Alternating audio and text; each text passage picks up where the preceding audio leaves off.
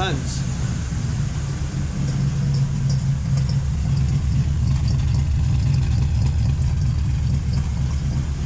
What's up, all you cool cats and shop rats? Welcome back to Rule Hard Garage. As you can tell, the 53 Ford is a little bit cleaner, and that's because we gave it the first bath that it's had in over 15 years. And let me tell you, the thing was filthy, so you're not going to want to miss that. But stay tuned, because after we give it a bath, we're going to go through and we're going to talk about, kind of like an introduction to the project. What our plans for it are in the immediate future, what our plans for it are a little bit further into the future, and we're also going to try a new technique out as far as cleaning chrome. I've never tried this before. I've tried some other methods, but this is a new method for me. So we're going to try that out together. You guys can see how good it's going to work. So stick around, check it out, but let's get into it.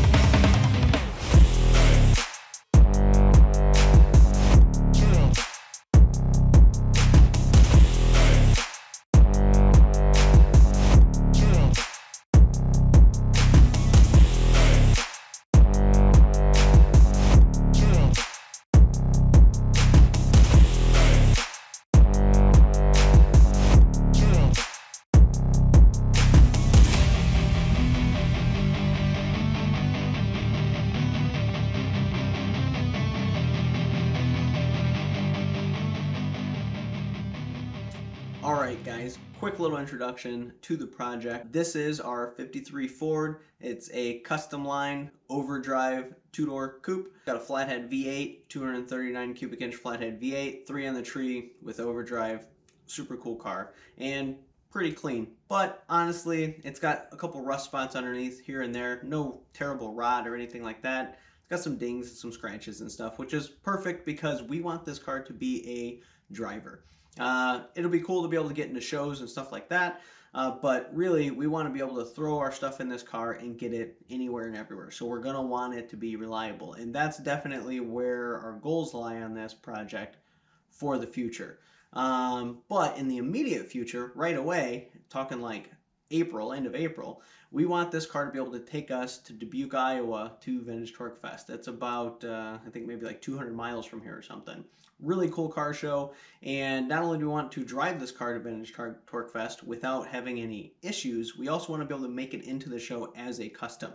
So we're going to have to do some light modifications to it to achieve that. What they're going to be yet, I don't know. We're going to cover that towards the end of the series. The first thing that we're going to do, though, is go through this thing and try to make it reliable. We're going to have to go through a lot of basic stuff on this car. The fuel system, because as you see in the last video, we're not delivering fuel up to the carburetor. That's why it won't keep running.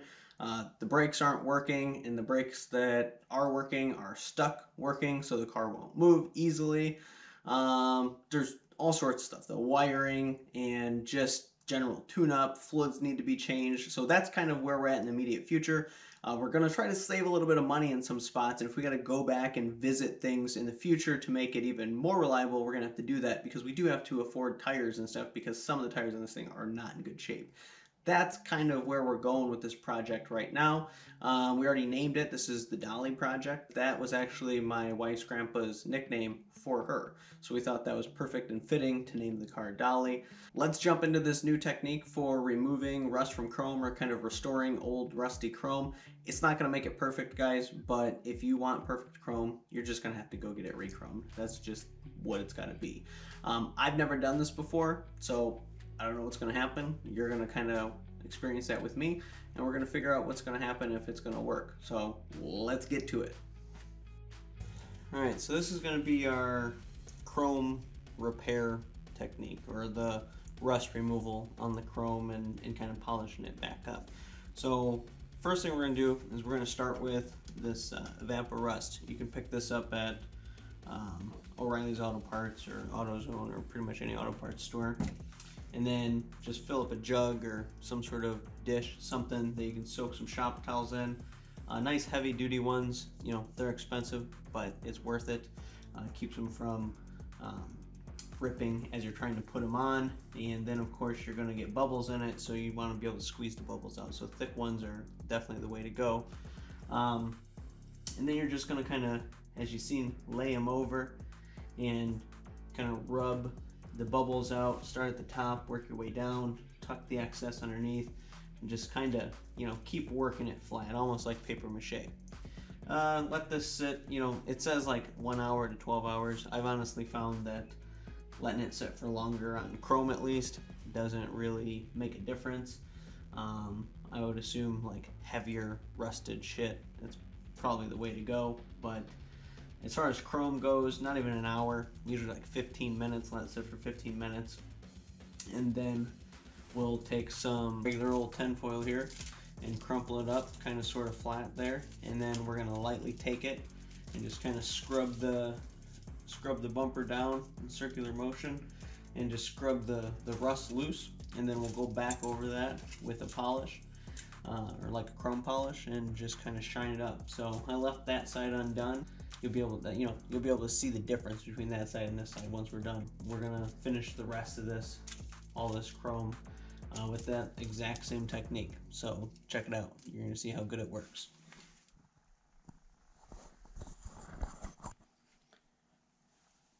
Bada bing, bada boom.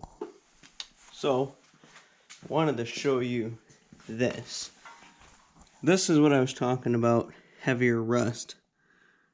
You can see the pitting was really bad here.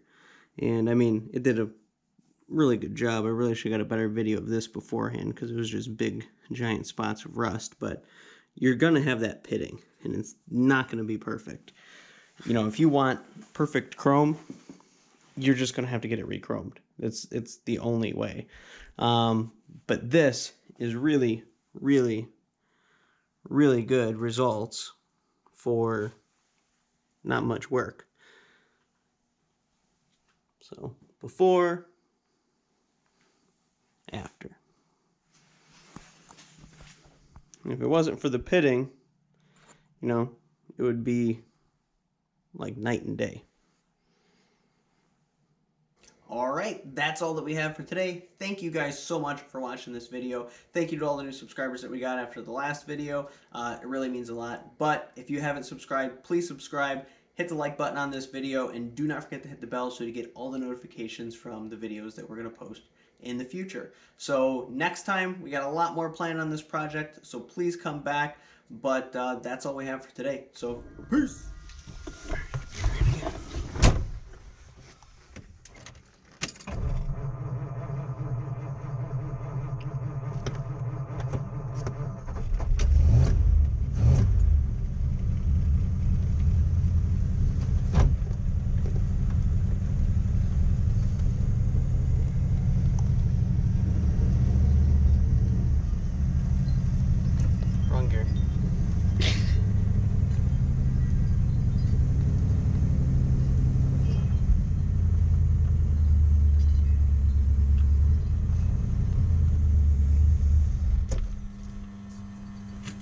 Okay, Dad, I think the car stopped.